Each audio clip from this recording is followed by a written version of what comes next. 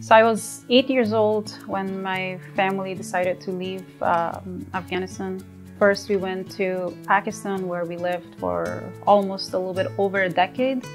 But we had family members living here from my mom's side who sponsored us to be able to come to the United States. That process alone took almost a little bit over 10 years. When we came here in 2003, it was a happy, sad moment. Happy because my mom was able to see her family after a very long time, but we also had to leave my brother behind. And that was a tough decision, especially for my mom.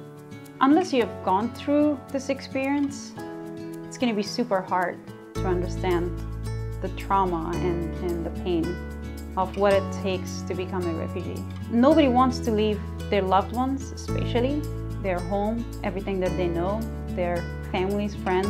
It takes a lot to make that decision to become a refugee or asylee or even an immigrant. Regardless of what name we put, the process is the same. My family, I think we came under slightly different circumstances because we already had people who came as refugees or as students, and they became asylum seekers. Anybody who comes as a refugee, it's very different than when you have some family members.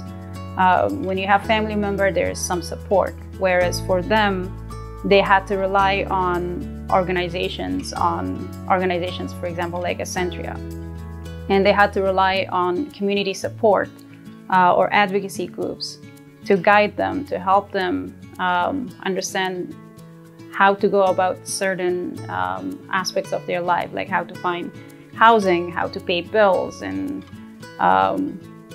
grocery shopping. There's a lot of differences in different parts of the world when you live, especially when you come from third world countries. It can be a huge culture shock.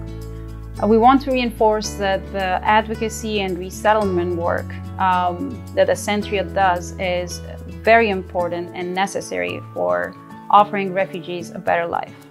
I was very happy to hear that Massachusetts legislature approved $30 million funding for Afghan and Ukrainian refugees. And the advocacy persuaded them to further expand this funding to include all refugees. Now we want them to make this a permanent line item in state budget. This is necessary because federal funding alone is insufficient, especially in a high-cost area like New England.